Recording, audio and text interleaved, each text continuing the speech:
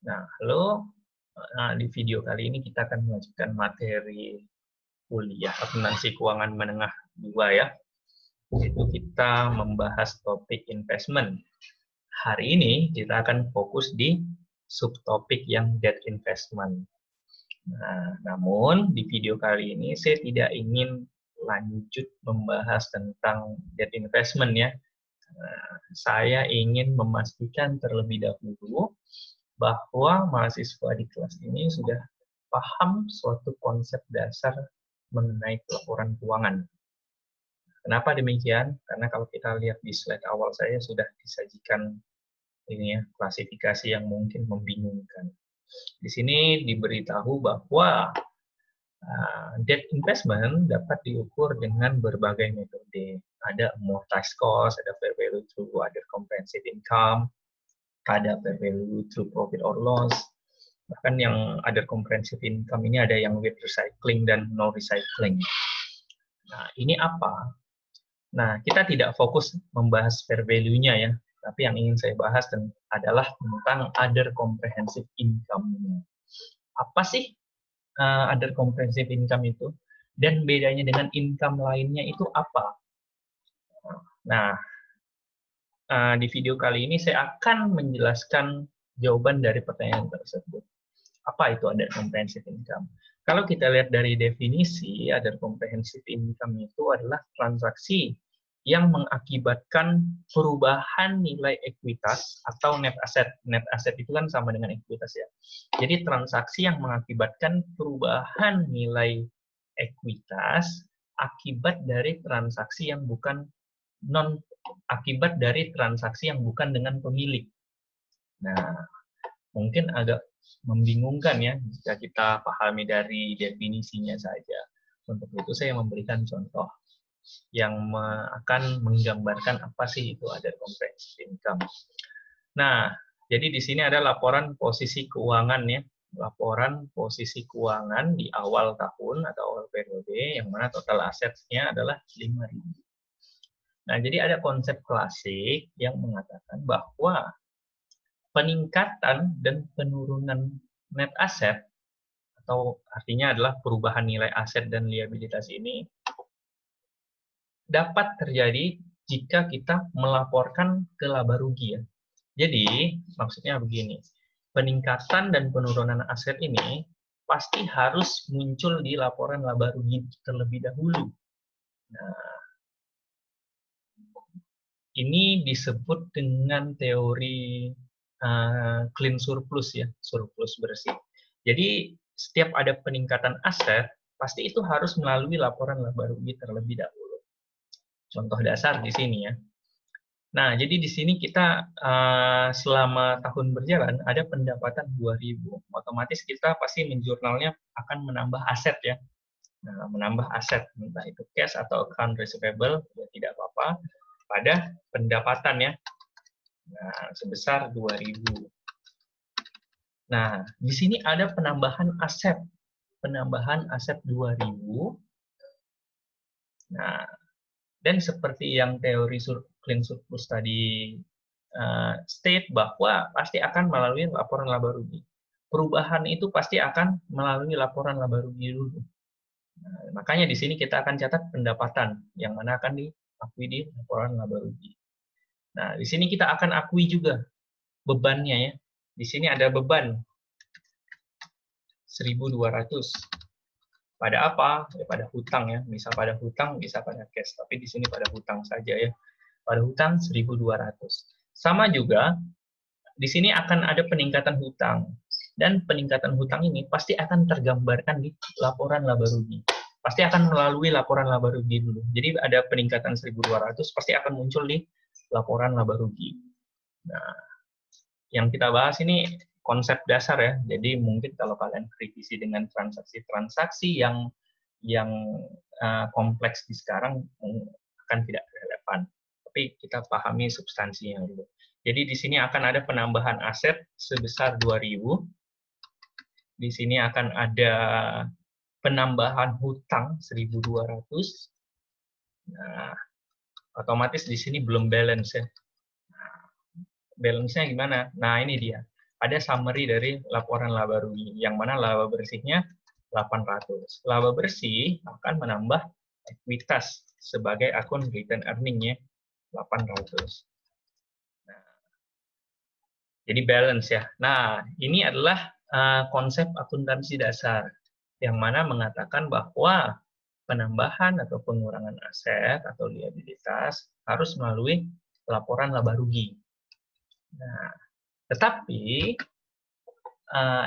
maaf, saya jelaskan dulu. Nah, inilah yang disebut sebagai income biasa ya, atau common income. Ya, jadi polanya seperti ini.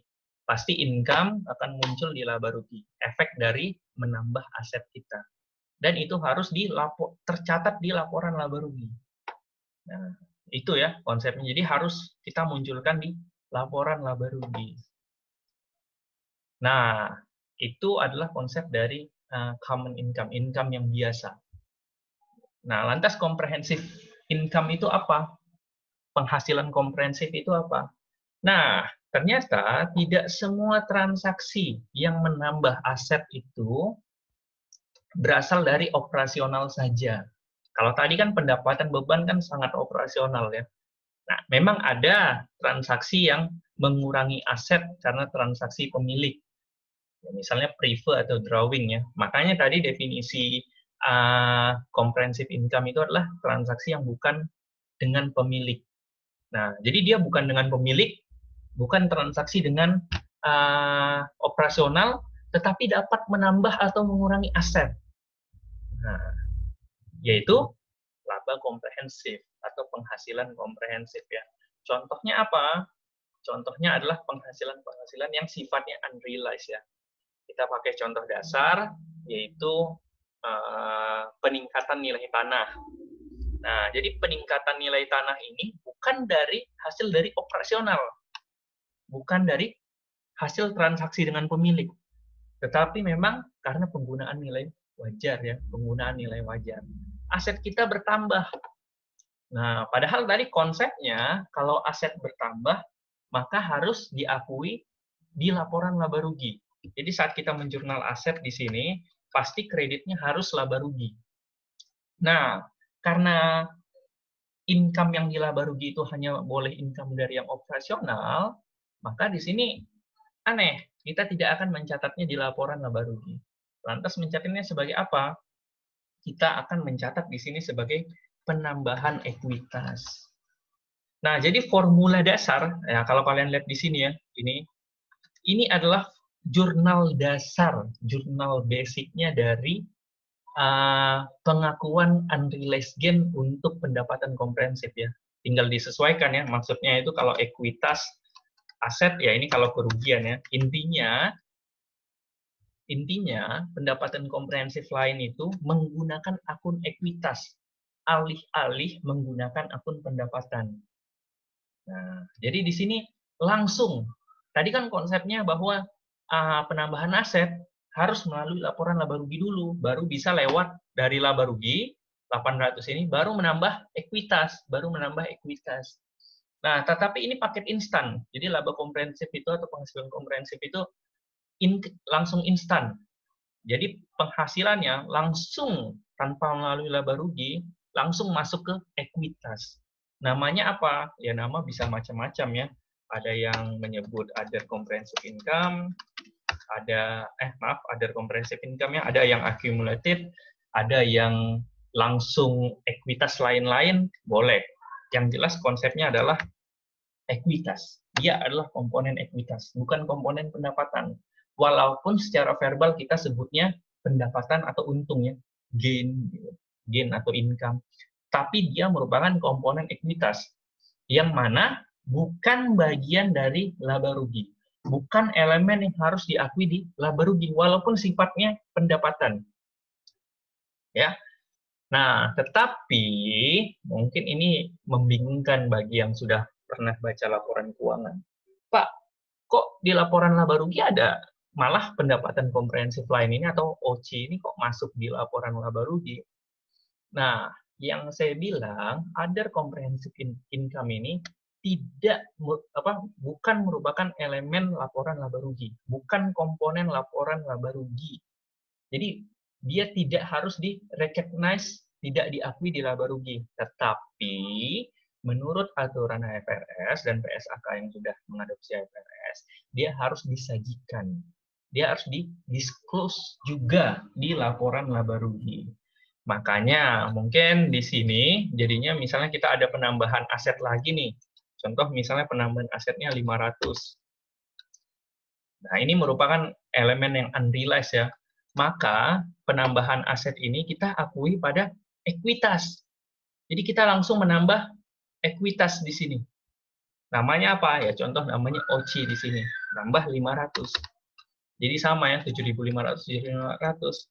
Nah, laba rugi kita nggak ngefek ini. Memang nggak ngefek. Tetapi untuk kepentingan penyebaran informasi, elemen pendapatan komprehensif lain juga harus disajikan.